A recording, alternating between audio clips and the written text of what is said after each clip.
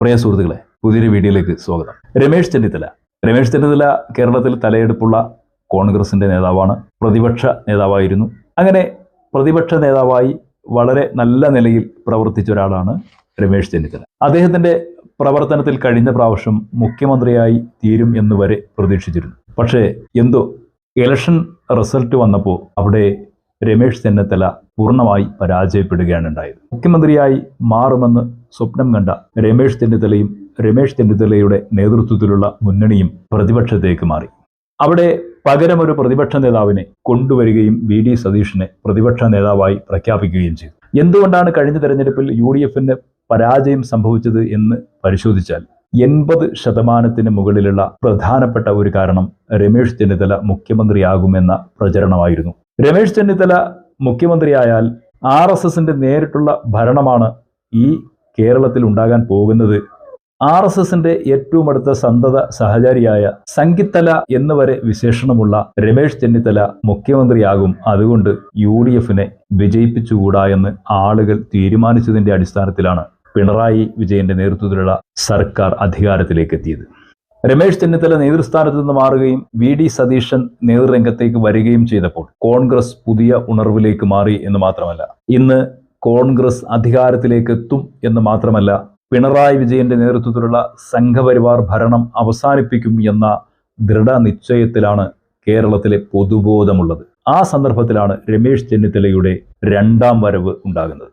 ഈ വരവ് രമേശ് ചെന്നിത്തല ഏതെങ്കിലും ഉപവാസം അനുഷ്ഠിച്ചുകൊണ്ടോ കാസർഗോഡ് നിന്ന് തിരുവനന്തപുരത്തേക്ക് ഒരു ജാഥ നയിച്ചുകൊണ്ടോ ബഹുജന പ്രശ്നങ്ങളിൽ ഇടപെട്ടുകൊണ്ടോ ഒക്കെ ആയിരുന്നു ചെയ്തത് എങ്കിൽ തീർച്ചയായും അതിന് സ്വീകാര്യമായ ഒരു സ്ഥാനം ഉണ്ടാകുമായിരുന്നു. പക്ഷേ ഇവിടെ രമേശ് ചെന്നിത്തല മുഖ്യമന്ത്രിയാകണമെന്നും മുഖ്യമന്ത്രിയായാൽ അതാണ് ഏറ്റവും പ്രധാനമായ കാര്യമെന്നും അദ്ദേഹത്തിനാണ് ഏറ്റവും കൂടുതൽ യോഗ്യതയുള്ളത് എന്നുമൊക്കെ പ്രഖ്യാപിച്ച് മുന്നോട്ട് വന്നത് RSSന്റെ സന്തത സഹചാരിയും സംഘപരിവാറിന്റെ അപ്രഖ്യാപിത മുഖവുമായ NSSും അതിന്റെ നേതാവുമാണ്. NSS എന്ന് പറയുന്ന പ്രസ്ഥാനത്തെ സംബന്ധിച്ച് നമുക്കറിയാം, ജാതീയ സങ്കുചിത വീക്ഷണങ്ങളുടെ മുന്നിൽ നിൽക്കുന്ന NSS ആ ജാതീയ സങ്കുചിത വീക്ഷണങ്ങളിലേക്ക് രമേശ് ചെന്നിത്തലയെ രൂപപ്പെടുത്തുന്നതിൽ വലിയ പങ്ക് വഹിച്ചിട്ടുള്ള ഒരു പ്രസ്ഥാനം കൂടിയാണ്. രമേശ് ചെന്നിത്തലയ്ക്ക് കഴിഞ്ഞ പ്രാവശ്യം മുഖ്യമന്ത്രി പദത്തിലേക്ക് വരാനുള്ള എല്ലാ അവസരത്തെയും നഷ്ടപ്പെടുത്തിയത് NSS ആണ് എന്ന് രമേശ് ചെന്നിത്തല ഇന്നും തിരിച്ചറിഞ്ഞിട്ടില്ല. അമിതമായ രക്ഷാധികാരം ഏറ്റെടുത്തുകൊണ്ട് താക്കോൽ സ്ഥാനം വാദിച്ച് കേരളത്തിൽ താക്കോൽ സ്ഥാനത്തേക്ക് ഞങ്ങളുടെ പ്രതിനിധിയെന്നും നായരുടെ പ്രതിനിധിയാണ് രമേശ് ചെന്നിത്തലയെന്നും പ്രഖ്യാപിച്ചുകൊണ്ട് രമേശ് ചെന്നിത്തലയെ ഒരു നായർ സമുദായ അംഗമാക്കി ചുരുക്കി കോൺഗ്രസിന്റെ വിശാല ഫ്രെയിമുകളിൽ നിന്ന് മാറ്റി നിർത്തിയത് NSS ആയിരുന്നു. ആ NSSന്റെ താല്പര്യമാണ് രമേശ് ചെന്നിത്തല മുഖ്യമന്ത്രിയായാൽ ഇവിടെ ഉണ്ടാകാൻ പോകുന്നത് എന്ന തിരിച്ചറിവ് ഒന്നാണ്. രണ്ടാമത്തെ ഒരു കാരണമുണ്ട്. ഇവിടെ പിണറായി വിജയൻ നല്ല നിലയിൽ RSSന് വേണ്ടി സംഘപരിവാറിന്റെ ഭരണം തന്നെയാണ് നിർവഹിക്കുന്നത് എന്ന് കേരളത്തിൽ പകൽ പോലെ വ്യക്തമാണ്. RSSന്റെ നോമിനിയായ MR അജിത് കുമാറിനെ DGP-ആയി പ്രഖ്യാപിക്കുന്ന ഏറ്റവും അവസാനത്തെ പ്രഖ്യാപനം വരുമ്പോൾ പോലും കേരളം ഇദ്ദേഹം ഇത്രയധികം സംഘപരിവാർ വിധേയനായിരുന്നോ എന്ന ചിന്തയിലാണുള്ളത്. സംഘപരിവാറുകാരനായ പിണറായി വിജയനെ അധികാരത്തിൽ നിന്ന് മാറ്റി നിർത്തുമ്പോൾ മറ്റൊരു സംഘപരിവാറിന്റെ വിധേയനായ രമേശ് ചെന്നിത്തലയാണ് മുഖ്യമന്ത്രിയാകേണ്ടത് എന്ന് സംഘപരിവാറിന്റെ മുഖങ്ങളായി നിലനിൽക്കുന്ന NSSും SNDPയും പ്രഖ്യാപിക്കുന്നു എന്നുള്ളതാണ്. SNDPയെ സംബന്ധിച്ചും RSSന്റെ ഒരു ട്രോജൻ കുതിരയാണല്ലോ. SNDP എന്ന് പറയുന്നത് പഴയ കാലത്തൊക്കെ മതേതര സ്വഭാവത്തിൽ വന്നിട്ടുള്ള ഒരു പ്രസ്ഥാനം തന്നെ ആയിരിക്കാം. പക്ഷേ ഇന്ന് വർഗീയതയുടെ ഏറ്റവും അധികം ആഴത്തിൽ വേരോടി നിൽക്കുന്ന സംഘപരിവാറിന്റെ അനുബന്ധ പ്രസ്ഥാനമായി നിലകൊള്ളുന്ന ഒന്നാണ് SNDP.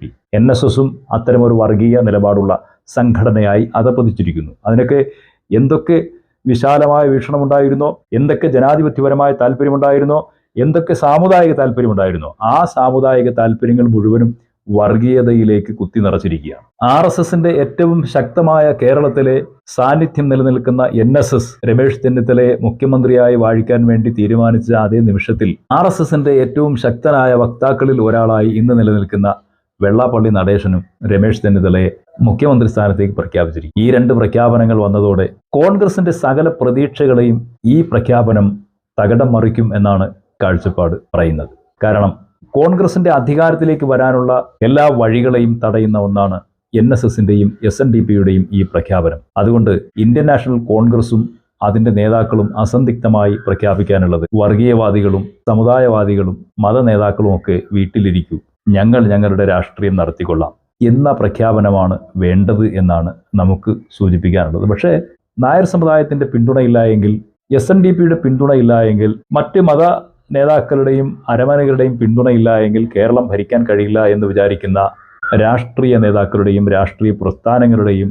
അപജയത്തിൻ്റെ കാലത്ത് ഇത്തരം വർഗീയ താല്പര്യം മുന്നിൽ വെച്ച് വർഗീയമായി സ്പോൺസർ ചെയ്യുന്ന ആളുകളെ മതേതരർ എന്ന് പറഞ്ഞ് ഏറ്റെടുക്കേണ്ട ഗതികേടിലേക്ക് കേരളം മാറിപ്പോകുന്നുണ്ട് എന്നുള്ളതാണ് യാഥാർത്ഥ്യം. ഏതായാലും രമേശ് ചെന്നിത്തല കോൺഗ്രസ് നേതാവാണ്, കോൺഗ്രസിന്റെ എല്ലാ പദവികളും നിർവഹിക്കാൻ യോഗ്യനാണ് എന്നുള്ളതിൽ തർക്കമില്ല. അദ്ദേഹം NSS പോലെ SNDP പോലെ വർഗീയ തീവ്രതയാൽ മുന്നോട്ട് പോരുന്ന സംഘപരിവാറിന്റെയും RSSന്റെയും ബിനാമിയായി കോൺഗ്രസിന്റെ മുഖ്യമന്ത്രി സ്ഥാനത്തേക്ക് വരാൻ കേരളത്തിലെ മതേതര സമൂഹത്തിലെ ആരും ആഗ്രഹിക്കുകയില്ല. അതുകൊണ്ട് അത് തിരുത്തേണ്ടത് രമേശ് ചെന്നിത്തലയുടെ ബാധ്യതയാണ്.